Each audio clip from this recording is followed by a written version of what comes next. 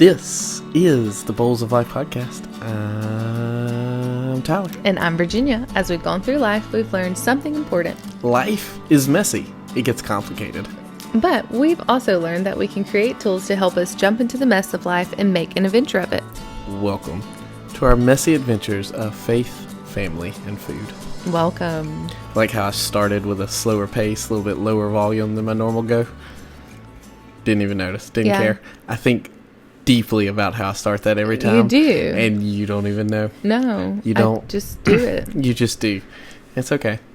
Hey, it's a whole new year. A whole new year, 2025. A whole new year. Oh, that was pretty good, Tyler. You know, I was impressed with myself. I won't even lie. I thought it was going to crack there at the end, and it didn't. No, you did good. You did good. Yeah, I can't sing on pitch or on key or any of the other things. You can. You just say you can't. No, like genuinely, people are around me singing, and I am off, always. But you can. I. You just did. Okay. I am incapable of doing it on purpose. Okay. How does that work? Does that feel better for you? Yeah. Yeah, cool. Hey, it's a new year. I know. Yeah. I wasn't ready. Well, I mean, I'm never ready. Yeah. In what way were you not ready? I think it always feels like it comes and goes, and I'm still like grasping at the fact that it's a new year. What do you mean you're still grasping at it? Like, it's January 3rd at the time we're recording this. Yes. And I feel like I'm still trying to, like, plan for the new year. Okay, fair enough. I wish, it's almost like, and I was going to talk about this today anyways, but I think that for me personally, it's not having it all together by January 1. Mm-hmm. It's more so, okay, here January 1 is like the start of a new year. By the end of the month, my intentions and dreams and habits have been fleshed out and then have hopefully been like started to form a rrhythm in my life. Yeah, and I think that's more realistic. I think it is too. Unless you're somebody, I remember it was a pastor, I can't remember who, he talked about the fact that he actually starts early November, starts planning out like personal goals and things like that. He starts reflecting on from November of the previous year through the October of that year. So like he thinks of the calendar as kind of November is almost the start of a new year in a lot of ways, so that when January gets there, he's ready for it. How do you do that though with the holidays? I don't know. Yeah, he's not obviously a mom. Yeah. And I'm just kidding. Yeah, I don't know. It was a while back when I listened to him, so I don't remember all that. You know this, we talked about it, but did you know that the new year used to be in March? Yes. That is wild. I I did not know that. April Fool's is also tied to that. April 1 being April Fool's because it was the fools who were still celebrating the new year then. I believe that's tied together. I have to look that up. Yes. So, okay, but like our months, like September, Sept is 7, Oct 8. So that was the 7th, 8th, 9th, 10th month. Nov is 9, and then Dec from December is 10. Yeah, because there's supposed to be 13 months. Because we're supposed to live on a lunar calendar, so there's 13 months, there's 28 days in every single month, and every single first is either a Sunday or Monday, depending on when they had chosen to start it, and it is just always, the first is always on that Sunday, and then would that be 8, and whatever those numbers continue. But other than that, though, like, what if our year actually started in March when spring was springing? That too. You know, like flowers are blooming. Everyone's like coming out of the winter funk. Yeah. Like. But that's only true for people in the northern hemisphere. Oh, sure. Yeah. Which is a majority of the world, granted, but not all the world. Right. Well, apparently Julius Caesar, I don't know for what reason. You can when your name's Caesar. Changed it to January. But so I wanted to point this out because, and people online are talking about this, or at least I saw it once or twice, but it's like, winter, if you're in winter right now, our Australian friends are not in winter right now. Dead heat of summer, sitting at like 44 Celsius. So this is, again, like you said, people who are in the northern hemisphere. But like winter is a time of like hibernation and rest and slow, like our bodies, do different when it's cold. They act different when it's cold. It's different. So it doesn't make sense to begin the new year in the middle of winter when it comes to like new things and like goals and like motivation and all of that. Because in the winter, we're supposed to be, I don't know, we're supposed to be like staying inward and warm and like not doing anything new. So I think, feel free to fact check me out there in podcast world. I believe it's because of the winter solstice being the shortest day of the year, and you have now begun to increase the length of days. I think that's why it landed where it did. What does that have to do with the... Because you've now reached the shortest day of the entire year, and now your days are elongating again. So it's like that's when a season changed. Isn't that like December 21st or something? Yeah, it's like 25th or 1st, something like that. Yeah. So, I mean, it's slightly off, no doubt. But nonetheless, I believe it's tied in with that as part of why it's January, I think. Okay, but new life in the spring. Yeah. New year. I don't know. It just makes more sense to me. So, if you feel like you don't want to do anything until March, it's totally fine. That's honestly probably the way it should be. Don't want to do anything until March. So, we're just all couch potatoing until then. I didn't mean like do nothing. I'm just picking with you. But, I don't know. It just makes more sense. Of course, again, in the Northern Hemisphere. Yes. But to wait for the new year to be like, and technically it makes sense everywhere because they're also, like you said, in the dead of summer right now. Yeah, dead middle of the dog days of summer, for whatever that phrase means. Dog days are over. Yes. For noting for the audio out there, for all the sniffs and coughs and throat clears, our kids had all the crud and have shared it now. Yeah, it's lovely. It's affecting my sleep. Yeah. For multiple reasons. But we're making it. And we're doing fine. We're fine. We're making a podcast. Yeah, we're here. So, today on the podcast, we are going to talk about the Forming Your Life journal I put together last year, or at the end of last year, because it was last year. Right. Because we're in a whole new year. Put that together. And so, Virginia and I kicked off the year by working our way through it, and so we're going to talk about what that kind of looked like. But before we do that, we'll take a quick ad break and then jump back in with you guys. All right, so I'm going to handle some of the interview side of this because this was my journal and you got to experience it. Oh yeah, because we've already talked about it as you as the writer of it. Yes. And I interview you. Yes, so I think I'm going to flip it the other go round to the other way round. Yes, other way round to kind of other way round. Hear your experience with it as somebody who didn't create it. Okay. And also know that we kind of approached it somewhat differently and as we went through it. So we did? Okay. Yes.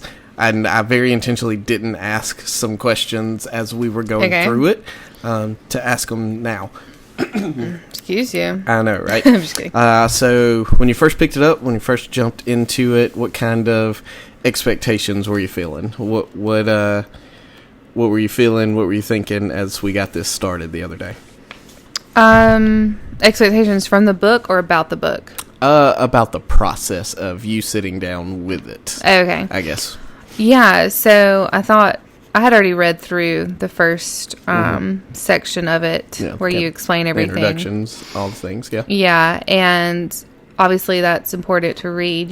You literally can't jump to the journal part. I mean, I guess you could feel your way through it. It's I mean, you could, I guess. Intuitive, but yes, it's going to make way more sense to sit down with it. It sets you up for kind of what and why you're doing what you're doing. Yeah. But after you kind of read through and kind of get an idea of like where this is going, obviously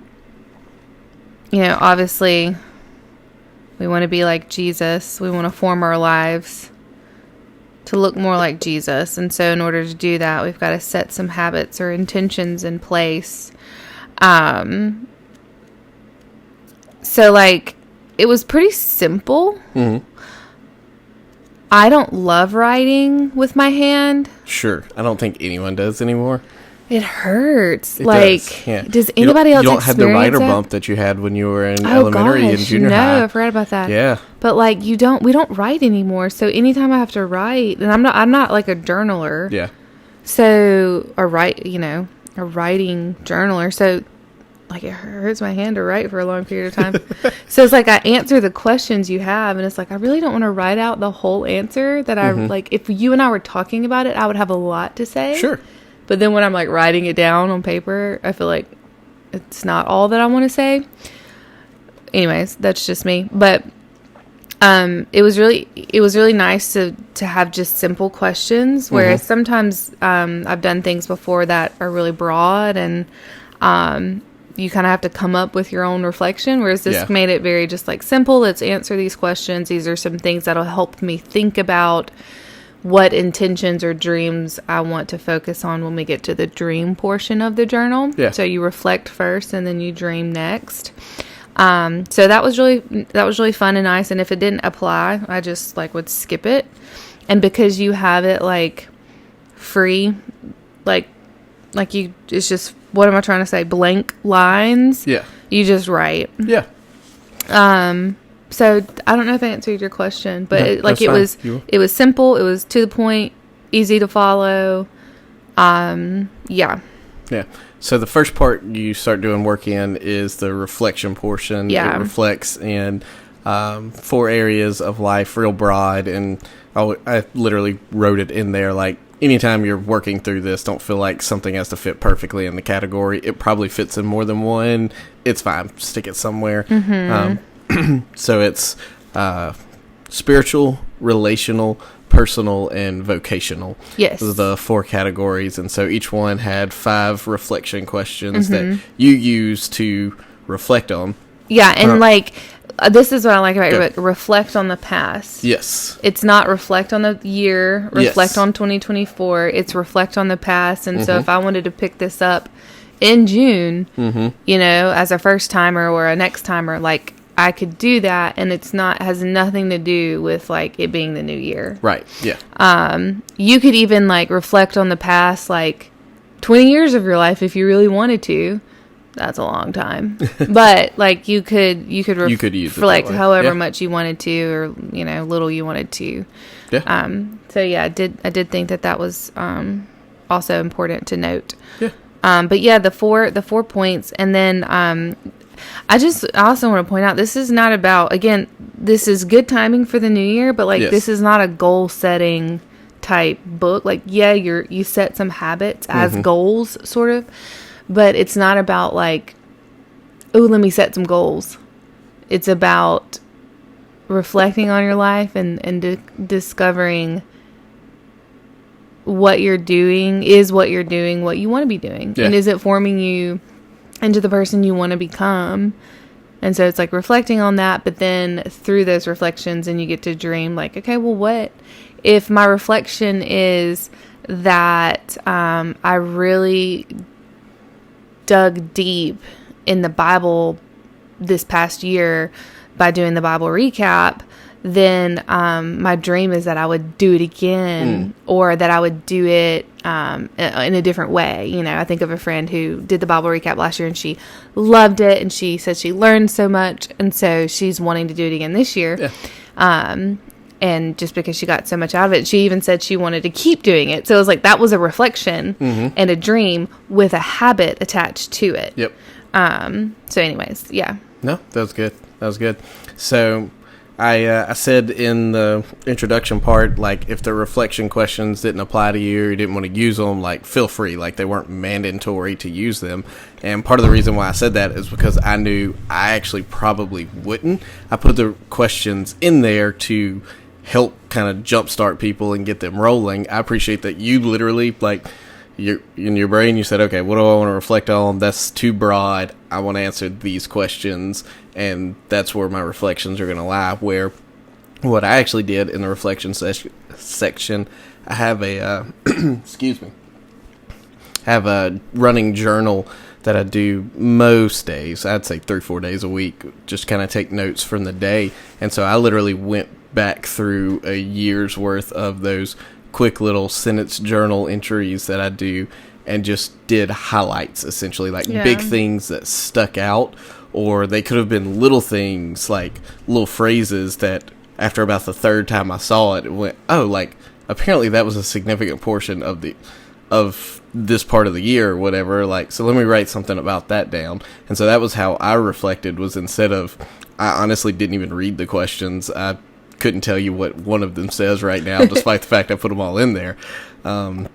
You reflected by going through your daily and I just basically journal. hit highlights of the year and wrote highlights. those in. Mm-hmm, As I was doing it, there were times where I was like, oh, I struggled with XYZ, or I would almost make notes of like, oh, I need to work on XYZ because this Y.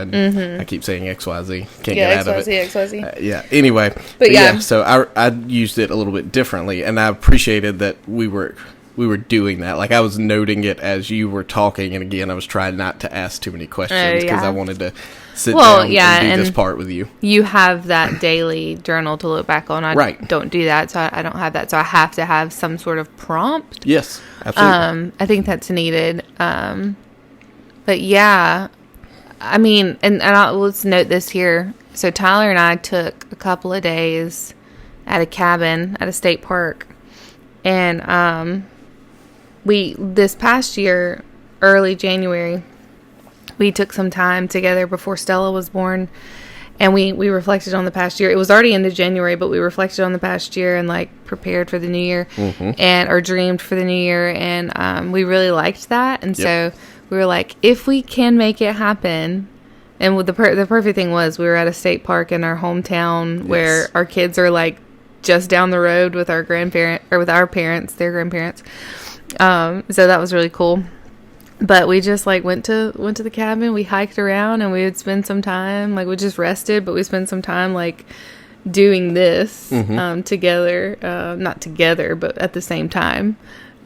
So we set aside some time. Yes. But we talked about it. We had Stella with us. She's a little nursling. Yes. And which slowed the process down. So it honestly doesn't take that long to do this. Yeah, I think, depending on how much you want to reflect, I guess. Yeah, you could definitely, I mean, you could spend days and days doing it, technically. But I think the amount of time we actually spent on it, like, if you were to stopwatch it, 2 to 3 hours, maybe 4 hours, just because I did have a lot of journals I was reading through, so it took me a little longer than it did you, because I was just going back through all of that. But still, like, 2 hours is a realistic time period to sit down and do this. Oh yeah. I mean, depending on what you had to reflect on, like, I remember Jenny Allen. I think I did hers maybe last year or the year before. Yeah, her Dream Guide. Dream Guide, yeah, which is a really good one. And I remember it was like listing out all the things you grieved the past year and all the things you celebrated. And I remember like remembering that I had grieved my grandfather's loss or my grandfather passing, my loss of my grandfather, and a few other things. And it was like, oh man, I forgot about, like, it wasn't like I forgot he died, but it was like, I forgot that I had to grieve that. Yep. And it was kind of like grieving it again, but like in a good way. Yeah, more cathartic. Yeah. And so, but then the things that we could celebrate, to celebrate them again. Yep. Obviously, I felt like this past year was very chill, except for we had a baby. So, no crazy things happening. So it was like really got to celebrate that and think about that and remember that. Yeah. One of the things I noted was just Ezra's growth through the year. Just little notes I made of little things he had done. It was like, gosh, that was only 4 months ago where I was celebrating that he was repeating a little phrase or something, and now I'm having almost full conversations with the little dude. Like, oh my gosh, when we're old and we go through this daily journal that you write. Yeah, realistically, that's part of why I do this. I'm going to just die. I want these notes in the future. That's good. I like the idea of it, but getting into the habit of it. Yeah, it's a process. It's a hard thing. Maybe one day. And I don't write a lot, so there are plenty of times where I've read some of them. I was like, I kind of remember what that's about. Yeah. And not fully. Yours are very short and sweet to the point. Before we move on to the dreaming part, any big surprises or anything as you were reflecting back? Anything that, let me open and look. Clarity or big surprises, I guess, would be kind of the question. I mean, I was pretty certain on my. I mean, like I said, it was a pretty simple year. I remember one thing. Well, this is like, I guess you're asking me about like my specifically things that I reflected on. Sure. Just anything stood out? Any big surprises? Anything like that? No, but there was just one time that I was talking about or writing about like rhythms, getting rhythms in place. And since homeschooling, I had to work on getting rhythms for us in homeschooling, and we did actually succeed in that very well.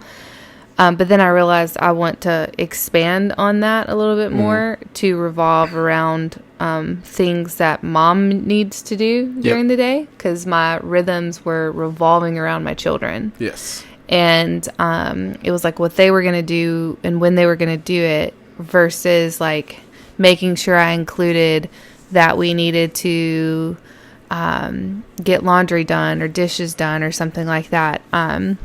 So I don't know who that speaks to, but think about that when you're developing your daily rhythms. Like this book is about forming your life. So the rhythms are about you, but the other thing that stuck out to me was this is also not just about me as a mom, as a as a family. Now again, whether you have kids or not, or married or not, this does differ, but I remembered being like, oh yeah, I need to make sure I put things in here that are about our family's formation, not just Virginia's formation. Yep. So on both sides of the spectrum, we got to think about things specific to us as an individual, but also the formation of our family. So that was for me, at least. Yeah. What I experienced. Though I did wonder. No, that'll be in the dream. That'll be the dream portion. I'll ask this later. Fair enough. So talk about the dream portion then. Yeah, go for it. Okay, so the dream portion was fun and easy because once you had reflected and like taken that time to do that, you could just like go back to those questions and go, okay, yeah, this is something I want to dream about. I want to set intentions around. So, like you said, spiritual, personal, you kept those very like those 4 points. You could cross them over, or you could make personal a lot of different things, or relational. So I really liked that. It made it easy. It didn't have to be so specific. Right. Yeah. We didn't go full 8 dimensions of wellness. Right. Right. So personal could have been anything from my physical wellness to,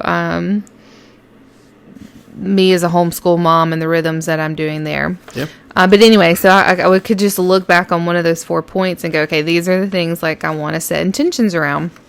So, like in spiritual, like the Bible reading. So it's like, okay, I want to do the Bible recap. A friend invited me in on that.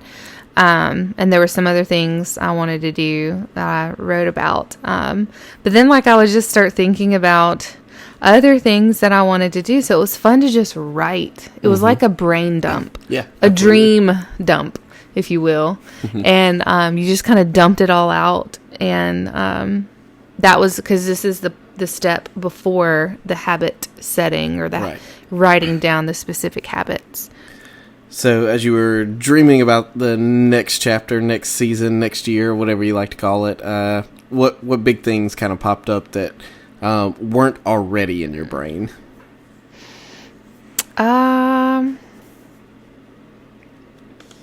Because like for me, as I was going through dream, you share. Yeah, as I was going through this, like there were 2 types of things for the most part. There are several things I already knew I wanted to get into, like the Bible reading plan that I'm going through across the next 2 years to kind of slow the pace down. one of the things I'm doing with that is it's a 5-day-a-week plan, but only 4 days a week am I in the Old Testament. So I'm doing Old Testament and New Testament. It's typically 2 chapters of Old Testament, 1 chapter of New Testament each day. But on the 5th day, which is Friday, it's only 1 chapter of New Testament. And the whole reason I did that is because that's a home day for me. It's not an office day. So I'm here with the kids and just being realistic that I'm probably not getting the time to sit down and read through 3 chapters of the Bible, but I can get through 1 in 1 sitting somewhere in the day. So, enabled me to slow that down. So I knew that was one that was already on my list. I'd already done some prep work for it. But as I was writing highlight notes from the year, one of the things I kind of noted was several reflection points, whatever, from the year where I needed to slow down my response time to people's statements, like either talking over them because I'm really excited and I don't want them to know what I know, or feeling very strongly about something, and so almost like putting down on somebody else's thoughts, or just responding because one of the kids has done something and now I'm emoting to their emotions. Yeah. So there was, I don't remember how I worded it in Dream just right, but I essentially wrote something along the lines of just slowing down to breathe before I respond. And so, yeah, that was one I wasn't expecting, but just because I went through my reflections and saw enough little statements, and there's probably 4 or 5 different statements I'm kind of shoving underneath that one thing. But yeah, so that was one I wasn't expecting to come out of the Dream time.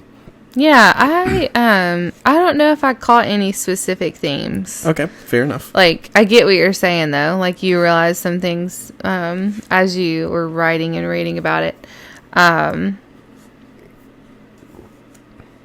Yeah, I don't know if I have anything on that. But I did...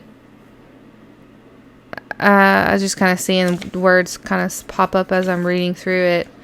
I did write connect a lot. It seems like. And connecting with other people? Yeah. And maybe that has to do with the relational. Sure.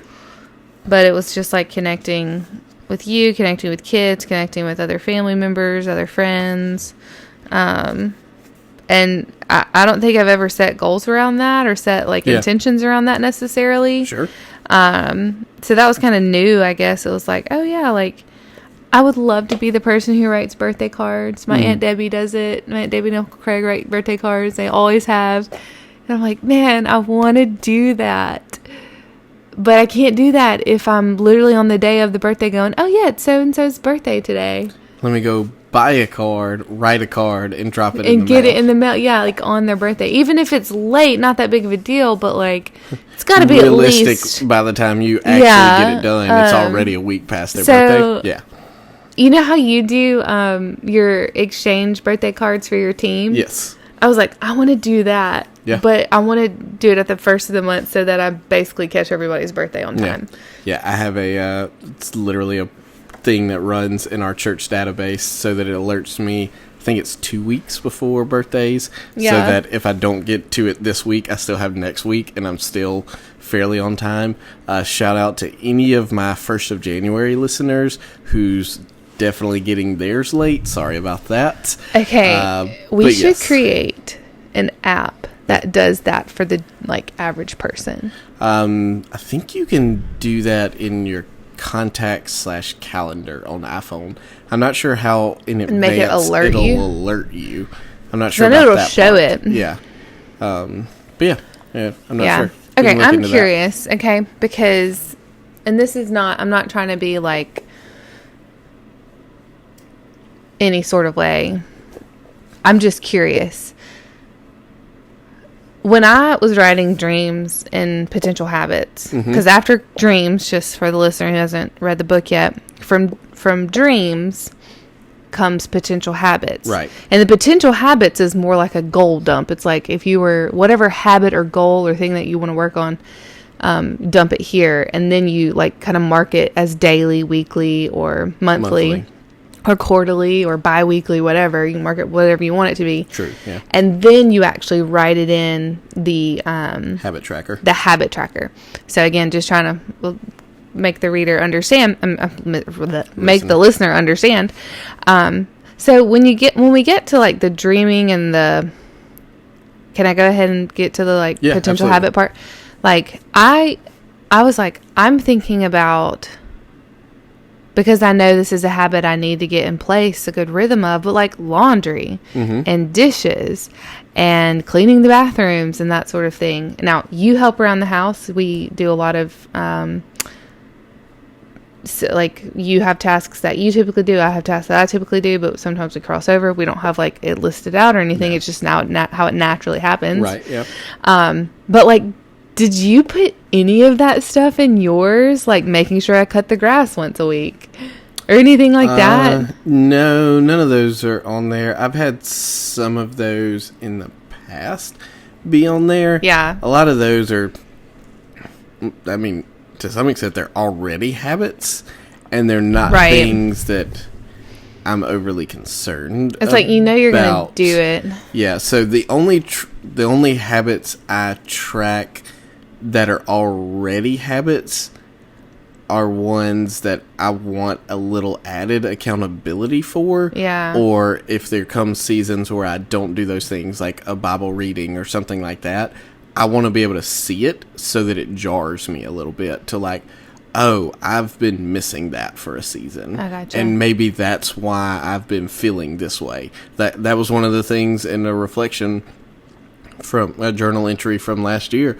There was a season, I think it was maybe after Stella was born, or maybe it was after we started homeschooling. It was one or the other, where I wasn't doing my midday prayer thing that I typically do, and I noted that I had been a little more angry and easily frustrated. And I was like, you know what? It's because I'm not spending the time with God that I'd normally spent. And I noted that because it was one of the things I tracked, and I could literally look on a sheet of paper and it's like, oh, I've done that once in the last 2 weeks. Like, yeah, of course I'm a little extra whatever I'm feeling right now. Yeah. So those are the only kinds of things that I already do that I put on there. So maybe I do have a theme.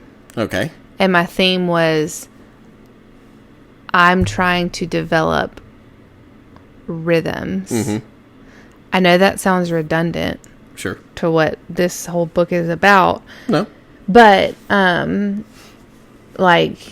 because our life changed with homeschooling, which this was already necessary for me, because rhythms, consistency doesn't come easy to me. Sure. It's not even something I would say I thrive in, but maybe I do, and I just like rub up against it. You don't like thriving in it, even if you do. Yeah, it gets boring doing the same thing every day.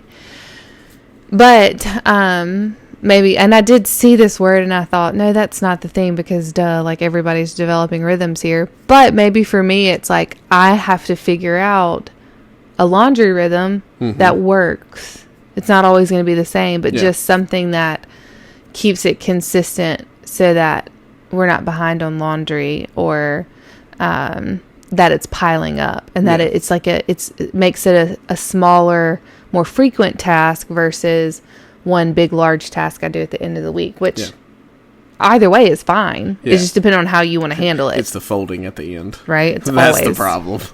It's the putting it up. That's the worst part to me. If I fold it, I'll put it up. That's not even a problem. It's the putting up that gets me. But anyways, so maybe that was my theme.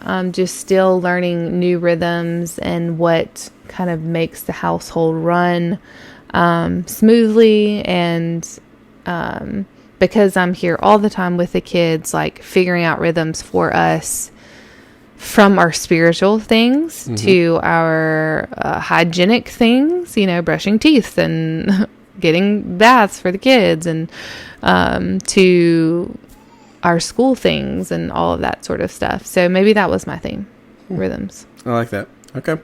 So you kind of already jumped into the next part after dream, which is fine. But after dream comes practice. And the first part of practice, like you said, is listing out potential habits. So in Dream, you're just literally, like you said, brain dumping, throwing out anything, everything of who you might want to become, what kind of things you might want to do. But when you get to Potential Habits and practice, it's now time to take those dreams and say, okay, like, how do I get there? So, Yeah. like, for me, there's literally a habit that started as a potential one, that's now onto my tracker, that literally just says, breathe before responding. It's a very experimental one because I don't really know How to track it. Right now, I have noted a couple of moments, and they've almost all had to do with our kids and them being extra, and me having to just pause and breathe and not respond in my knee-jerk desire in that moment, and then respond a little more gently. Yeah. We'll see how it goes through the year as it's less of a new thing, and whether or not I keep tracking it, because that's also part of this process, is just finding things that you do actually both want to do and are willing to do, because some of the things you put on there you probably won't follow through on. That's just natural. That's part of it, and that's kind of the refining part of practice, is just discovering what you are actually willing to do. Yeah. So yeah, how'd you feel taking your dreams and putting them into potential habits? Did you feel like you found a potential habit for a majority of them, or what'd that look like? I think so. Yeah, I think so. What I did was I just wrote it out. Like, let me try and find an example. I'll do an easy one. Yeah. So, the Bible reading one. So the dream. Oh, I'm still in Reflect. Hello. Get over here. Flip a page. Yeah. See what else dream. you got. Bible crap. Bible crap. Gotta do my Bible crap every day. It's that Bible crap. Ugh. If only Jesus hadn't died for my sins, that I wouldn't have to read this book. It's 11 o'clock, y'all. 11 p.m. to be clear. 11 p.m. Come on, our time. Give me your dream. So Bible recap with friends. I also want to do like the Bible Project Sermon on the Mount study in the app, in the Bible Project app. And I also want to like utilize my pens and markers like in my journal Bible, but I do the Bible recap like on an app, on the Bible app. So anyways, so that was like the dream. And then in potential habits, it's kind of like, I just want to make sure I read my Bible. Yeah. So Bible recap reading and Bible Project app, or at least Bible recap reading. And like, I just put D for daily. So that's kind of how I did it. I went from what I had dreamed, and then I made it just a very simple, like I didn't make it detailed. I just made it simple. Like the goal, the potential habit is reading daily. And then let's see, like, we came up with something that we want to do, Family Movement Day, Family Movement Saturday. Where we're going to move our house. Yeah. Not really. Like take the kids and we all go for a bike ride or something. Like get away from the house, go somewhere and do that. Maybe once a month. And so I put that in there as monthly. Yep. Yeah, so a few other things, like sewing is a hobby I want to keep doing, like for fun. And I put weekly on there, which is kind of lofty, ambitious. But I felt like monthly wasn't, so it was more so about like, I don't want to just do this once a month. I would like to do it. I would like to do 2, it. 3, 4. I would like it to be like a consistent thing that I'm doing. Yes. So I think when it comes down to some of these things, because some of these things might be like every other day things or every other week, you can even like mark the habit tracker in a way that like works for that. Yes. I think you did it one time. You like blacked out the days. Yeah. So if it was the every other thing, you like blacked out the every others. I don't know if I've done that. I don't know. I don't remember doing that. You did something, yeah. I definitely, especially like vacations, times like that, I note those things. But then there are some that I just know, like on a Friday, I don't do certain ones of them. And that's fine. That's just part of it. Like, I know that, so it doesn't matter. It's okay if you don't have a check mark in every single day. Yes, no. progression, not perfection. Right. That's the goal here. Just Yeah. making progress and growing, not being perfect, because who is? Yeah. Yeah, okay, cool. Any ambitious goals beyond sewing weekly? Any others that that are like almost scary? Any of them in that realm? The Bible recap is scary for me because I've attempted to read the Bible through, and I've never accomplished it like consecutively. Mm-hmm. I don't know if I've read every single page in the Bible, sure. But over time, just generally speaking, reading the whole Bible and trying to do it in a year, while we also in this group have said, like, go at your own pace. It might take you more than a year, and that's okay. Yep. It's still a little scary. But I've talked about that one a lot anyways. I think some of the other scary ones are some goals I have for like bowls of life, mm-hmm. and some changes with the type of work that I do. And those are probably the scariest. Absolutely, and that's all the detail I really can give. That's all I got. That's okay. So you haven't actually started using the tracker part yet, have No, you? I haven't finished it. Yeah, that's what I thought, which is fine. I haven't finished filling it out. Yeah. So on the edge of getting really started with that part of the tracking accountability side of practice, what you feeling? Nervous, excited, somewhere in between? I don't like tracking. Okay. Talk about it. I don't like checking things off. Mm-hmm. Also, that's another habit that you have to form, is like coming back to the tracker to check it off. Yeah. And that's, to me, is difficult. I don't know how you do the things that you do with your like daily habit journal thing that you do, your daily ritual that you do, and then like marking off the things here. You are so consistent with daily habits.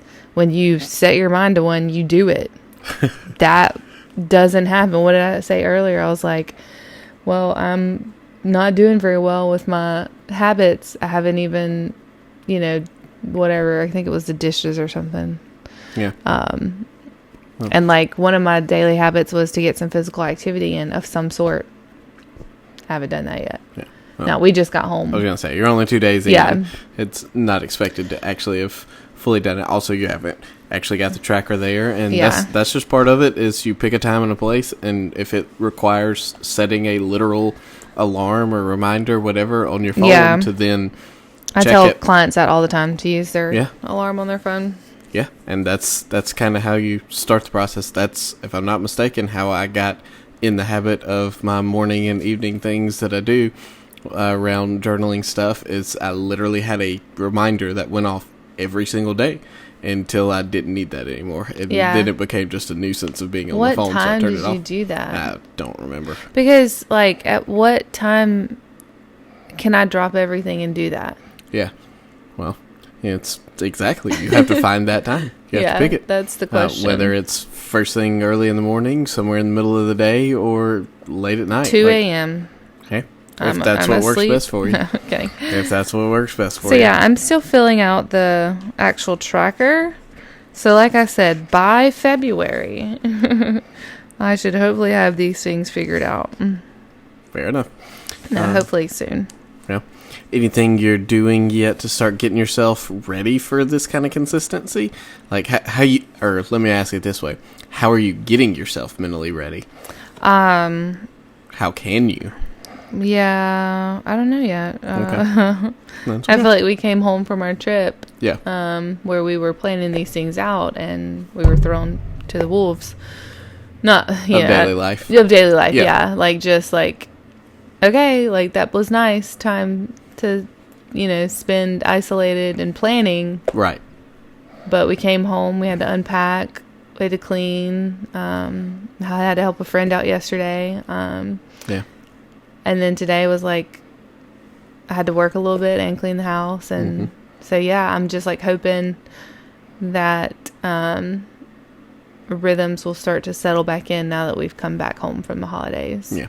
I think that's just what I need, is a little bit more time to think but also just our rhythms, our normal rhythms to get back in place, while also maybe setting some new ones. So as far as preparing for it, I'm just one little thing at a time too. Like I've done a piece of laundry and the dishes. The reason why the dishwasher is open is so that when we leave here and we go to bed, I will remember to put the last couple of things in there and set it to wash. Yeah. So. Love it. Hey, that's part of it. It's finding the little things that help you remember to do it. I like it. If somebody's in a similar place of it all sounds great and I could sit down and do the reflecting and dreaming part, but the actual execution after the fact of habits and stuff like that, they're kind of feeling the similar, is that realistic for my life kind of vibe. What would you say to them? I'm going to go back to your quote. It's not about perfection. It's about progression. Yep. And like, even like doing the journal, like I'm not doing it 100%. I'm not 100% writing down every single thing that I could think of or dream about or reflect on. Right. I'm just doing it because the intention behind it is probably more important than the actual execution of it. Because we're not going to perfectly get all of our habits together in a way that just perfectly forms ourselves, our bodies, the way that we want them to be formed, our habits, and all of that. So it's just like, but if I just say there's no point, then I'm really missing the point. I'm really missing out on the intention behind forming my life to be more like Jesus, because like Jesus tells us to be holy as he is holy. Well, we know we're never going to be holy as perfect as he is, but like if we think that way, then what, are we just not going to do it? Not even going to try? So there is no try. There's no there's no try. There's just not. There is no try.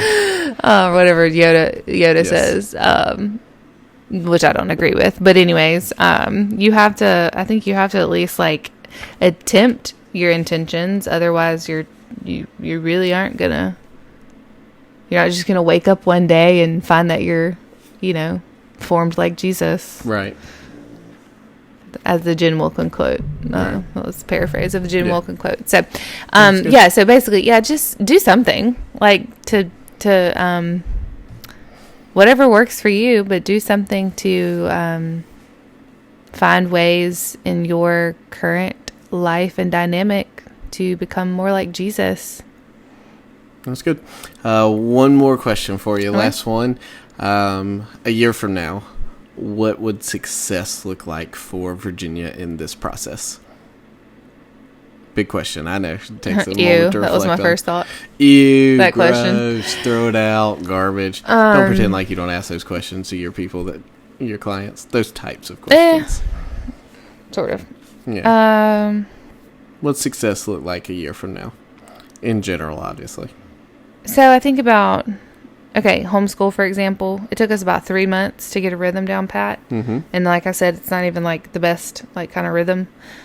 In a year, because I'm working on rhythms, I guess, in a year, it'd be kind of cool to look back and go, like, the things that I intentionally put in place, whether, again, I made them perfectly happen or not, made a difference and changed the trajectory of whatever avenue that thing was in.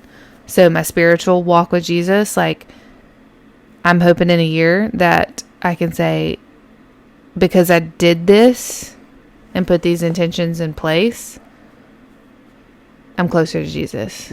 And I look more like him in my daily life. As far as the physical wellness one, like doing some physical activity on a daily basis, that I can look back and say, like, I took care of my body through movement, and it's evident in the way that I feel. As far as connection with friends and family and that sort of thing, because that was kind of a part of it, that I can look back and say, I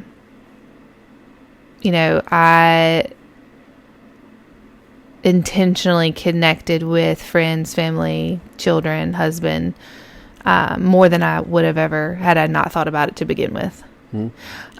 So what does success look like? It looks like being able to look back and go, had I not started that at all, like, I wouldn't be where I am.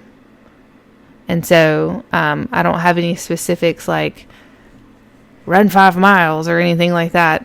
I don't work that way. I don't think that that's helpful for me. But I can say that beginning now, even though probably in the last quarter of the year it's going to look different, by next year I can say, oh yeah, like those habits changed the trajectory of my faith, of my physical wellness, of my relational, status or whatever, health, vocationally, like it made a difference. It's good. Appreciate it. Well, thank you guys for tuning in for the first episode of 2025. I have a recipe. Oh, a recipe. I almost forgot about a recipe. We hadn't done one in a few episodes. So it's, yes, quick and easy recipes with Virginia. So this is orange Julius. Ooh, yes. Oh, it's the best. We drink it on Christmas morning, but I think we talked about this maybe recently. I've made it more than just Christmas morning. My mom makes it. But anyways, it's orange juice concentrate. So it's 100% orange juice, but it's concentrated. It's in the frozen food section. And you let it thaw out a little bit. Slightly, just slightly, because you still want it to be a little frozen. You put it in the blender. You pour some milk on top of it. And you put a lot of ice in there. And if you want to sweeten it, you can. It really doesn't need sweetener because the orange juice is sweet. Right. But if you want it to be a little sweeter, a little less tangy, then obviously add your sweetener, honey, sugar, or if you like Splenda like we do. But I don't have measurements because you really just have to, you're going to fill a full blender up. You're going to put a lot of ice in it and you're just going to blend it up and you're going to taste it. And when it tastes good, then you're good. You did good. It's great. If it doesn't taste good, so it's basically an orange juice icy, but yeah, it's a good one for like breakfasts and Christmas and that sort of thing. Yeah. Or just snacks, and you could turn them into popsicles if you have those. Yes, you can turn them into popsicles. Popsicle maker things. Yeah, I made it for the girls, ice cube trays. The kids one day with friends over, and they loved it. So it's a nice little like snack for the kids too. Yeah, absolutely. Drink, I guess is what I meant to say. Yeah. Snack, drink, similar enough. You chew it some, that's fine. Crunch it. Yeah, you crunch it. There you go. Cool. All right. Well, thanks for being here on this episode. Here's what you can do for us since we talked about it this whole episode. You can head to bowlsoflife.com and check out the resources, and on that resource page, you'll find the Forming Your Life journal. Admittedly, when you order it, it takes 2.5-ish weeks to get there because they print them on demand. So if you want to go ahead and jump into the process and you order one of the physical copies, if you'll shoot us an email at bowlsoflife@gmail.com, I'll go ahead and shoot you the digital version of it. That way you can read it and get started on the process while you wait for your physical copy to show up at your door. So thanks for joining us on this journey of messy adventures in faith, family, and food. See you again soon.